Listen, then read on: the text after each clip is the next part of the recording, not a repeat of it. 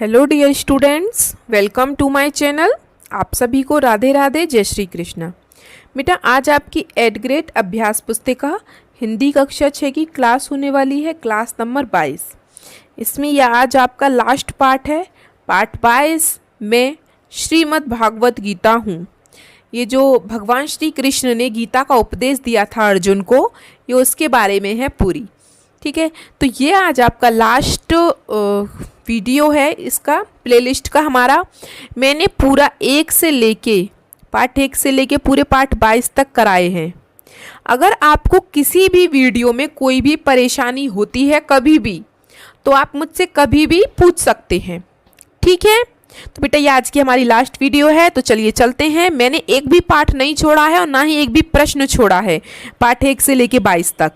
ठीक है, तो आज भी आप सब पाठ को पढ़ के आए होंगे। मैं सीधा अपने विकल्पों की तरफ चलती हूँ। प्रश्न 1, किंग कर्तव्य व्यवी मूड का पर्यायवाची शब्द कौन सा है? पर्यायवाची पूछ रहा है, तो इसका मतलब है बेटा दुविधाग्रस्त। ठीक है, जो दुविधा में हो कि मतलब मैं क्या करूं, समझ में ना आए। जैसे अर्जुन को समझ में नहीं आ रहा था जब अर्जुन रणभूमि में खड़े थे कि मैं धनुष बाण कैसे उठाऊं, अपने जो मेरे सामने भाई हैं, मेरे गुरु हैं, मुझसे बड़े हैं, मैं उनसे युद्ध कैसे करूं, है तो सब मेरे अपने ही। तो वही दुविधाग्रस्त है ये। ठीक है, दूसरा, अर्जुन को मोह तथा अज्ञान से मुक्त कराने के लिए श्री कृष्ण ने ज्ञान युक्त उपदेश कहाँ दिया था बेटा? युद्ध भूमि में ही उन्होंने उपदेश दिया था। ठीक है, प्रश्न 3 देखिए, पांडवों का सही क्रम क्या है? मतलब पांडवों का सही क्रम, पहले सबसे बड़ा, फिर उससे छोटा, फिर उससे छोटा। तो सबसे बड़े थे युधिष्ठिर, उसके बाद थे भीम, फिर अर्जुन, फिर उससे छोटे नकुल और सबसे छोटे थे सहदेव। ठीक है, तो ये सही क्रम है पांचों पांडवों का, युधिष्ठिर, भीम, अर्जुन, नकुल, सहदेव। ठीक है, प्रश्न 7, 700 श्लोक किसमें समाहित हैं? तो बेटा 700 श्लोक किसमें है? महाभारत पुराण में, श्रीमद् भागवत गीता में, भागवत पुराण में या रामचरितमानस में? तो 700 श्लोक बेटा श्रीमद् भागवत गीता में है, विकल्प बी। ठीक है, अगले प्रश्न पर चलते हैं, प्रश्न 5 पर। गीता परमात्मा की वाणी है। वाक्य में वाणी शब्द का अर्थ क्या है? वाणी शब्द का अर्थ है बेटा वचन। गीता परमात्मा का वचन है। गीता में जो बातें लिखी हैं वो भगवान का वचन है, वो सत्य है बिल्कुल। ठीक है, चलिए तो अब हम चलते हैं फटाफट से खाली स्थानों पर जो हमें यहाँ से देख के भरने हैं। ठीक है, प्रश्न 6, अर्जुन के मन में युद्ध के प्रति क्या होने लगी बेटा? वितृष्णा।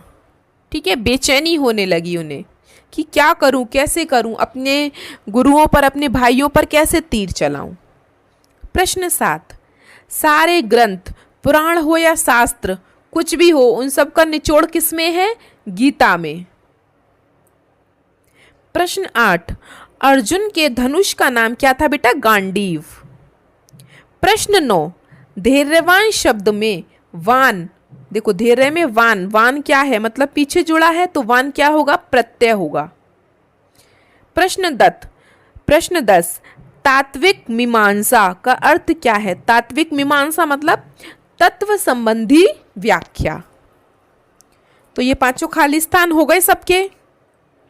किसी को कोई दिक्कत परेशानी और अगर होती है तो बेझिझक बेटा आप मुझसे कमेंट बॉक्स में पूछ सकते हैं। ठीक है, और कमेंट बॉक्स में मुझे अपना नाम और अपने ज़िले का नाम ज़रूर लिखा करें, जिससे मुझे भी पता चल सके आप हमारी वीडियो कहाँ कहाँ से देख रहे हैं।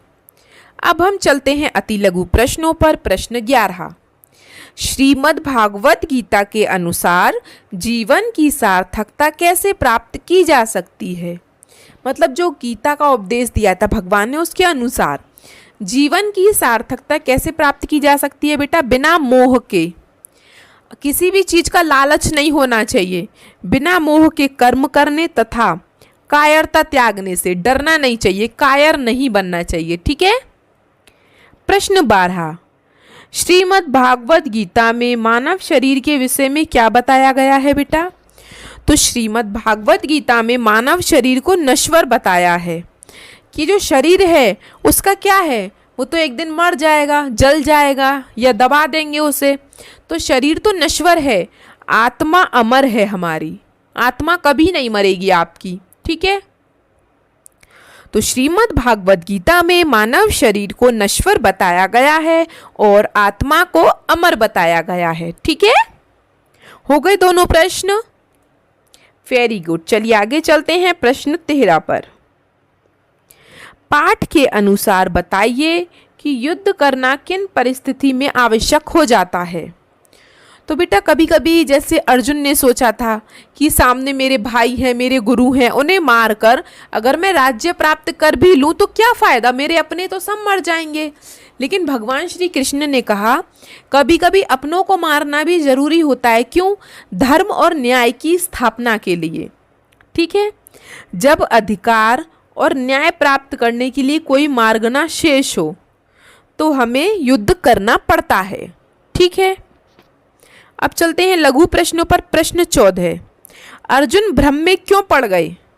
तो बेटा अर्जुन ने युद्ध स्थल में जब अपने सगे संबंधी तथा गुरुओं को देखा तो वह मोह के बंधन से भ्रम में पड़ गए, ठीक है। चलिए 13 और 14 प्रश्न करिए सब बच्चे फटाफट से, फिर हम आगे चलते हैं। चलिए तो मैं आगे चलती हूँ। 15वां और 16वां प्रश्न देखिए। 15वां प्रश्न, श्रीमद् भागवत गीता को परमात्मा की वाणी क्यों कहा गया है बेटा। क्योंकि भगवान कृष्ण ने अर्जुन को मोह से मुक्त करने के लिए जिस ज्ञान का उपदेश दिया था वह ज्ञान साक्षात भगवान श्री कृष्ण की वाणी से बाहर आया था। तो वो जो उपदेश थे वो गीता के थे और वो भगवान श्री कृष्ण ने अर्जुन को दिए थे, इसलिए उसे भगवान की वाणी कहा गया है, उसे गीता को, ठीक है। प्रश्न 16, पांडवों और कौरवों के बीच युद्ध को न्याय और अन्याय अथवा धर्म और अधर्म के बीच का युद्ध क्यों कहते हैं। क्योंकि बेटा पांडव न्याय और धर्म के पक्ष में थे और कौरव अन्याय और अधर्म के पक्ष में थे, इसलिए उस युद्ध को हम न्याय अन्याय का युद्ध कह सकते हैं या धर्म अधर्म का युद्ध कह सकते हैं। आप सबने जरूर महाभारत देखी होगी। जब कोरोना लगा था तब आपने देखा होगा कि रामायण और महाभारत ही देखी थी सबने, ठीक है। और नहीं देखी है तो आप रामायण और महाभारत ज़रूर देखें और उससे अच्छी बातें ही सीखें, ठीक है। चलिए प्रश्न 17 देखते हैं। श्रीमद् भागवत गीता के अनुसार कर्म योग साधना कर्म संन्यास से श्रेष्ठ क्यों है। तो बेटा श्रीमद् भागवत गीता के अनुसार कर्म योग जो है आपका, कर्म योग साधना, वो निष्काम भाव से अपने कर्तव्यों का पालन करना है। मतलब अपने कर्तव्यों का पालन करना है हमें उसमें। जबकि कर्म संन्यास क्या है बेटा, सांसारिक मोह माया का त्याग कर सभी कर्मों से विरक्त होना है, ठीक है। प्रश्न 18, व्यक्ति के कर्तव्य पालन से कतराने का कारण स्पष्ट कीजिए। कुछ व्यक्ति जैसे कोई सड़क पे किसका एक्सीडेंट हो गया, ठीक है, तो वो वहाँ पड़ा है, तो सब कोई उसको उठा के हॉस्पिटल नहीं पहुँचा रहा, सब अपने अपने कामों में बिजी हैं। क्यों बिजी हैं? किसी को अपने बच्चे को स्कूल छोड़ना है, किसी को अपनी नौकरी से प्यार है, किसी को अपने बच्चे से प्यार है, तो वही मोह ममता में तो सब अपने कर्तव्यों का पालन क्यों नहीं कर पाते, क्यों कतराते हैं सब अपने कर्तव्यों का पालन करने से। वह व्यक्ति जो मोह ममता से ग्रसित होकर सत्य व्यवहार नहीं करता वही अपने कर्तव्य का पालन करने से कतराता है, ठीक है। चलिए तो हो गए सबके प्रश्न 17-18। आगे चलें। वेरी गुड, आगे चलते हैं। अब हम अपने दीर्घ प्रश्नों पर, जो कि सिर्फ हमारे 2 प्रश्न हैं। प्रश्न 19 देखिए। युद्ध से पहले युद्ध भूमि में अर्जुन की मनोदशा का वर्णन कीजिए। मतलब युद्ध भूमि में युद्ध करने से पहले अर्जुन क्या सोच रहा था, क्या हो गया था अर्जुन को क्या हो गया था बेटा, वो अपने सामने सब अपनों को देख के विचलित हो गया, मोह में पड़ गया कि मैं युद्ध कैसे करूं अपनों से, ठीक है।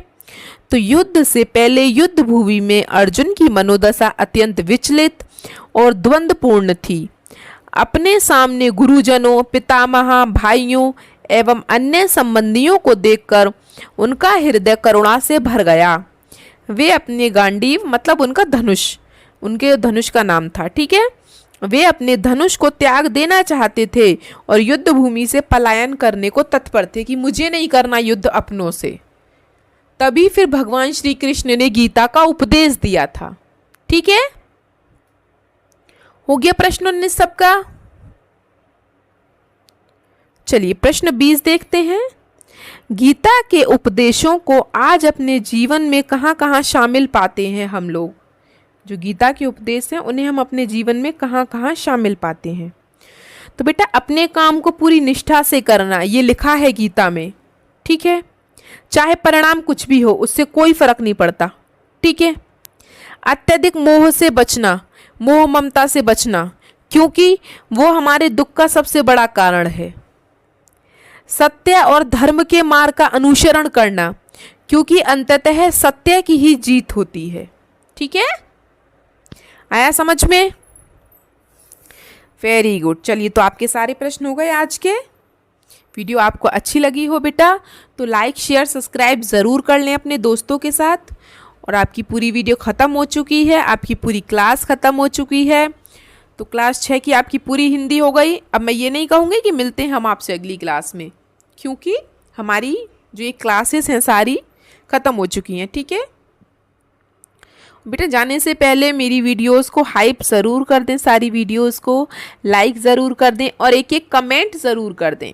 ठीक है, तो चलिए चलते हैं हम। अब आपसे मिलेंगे किसी और सब्जेक्ट के साथ। तब तक के लिए आपका दिन शुभ हो। Have a nice day and thank you.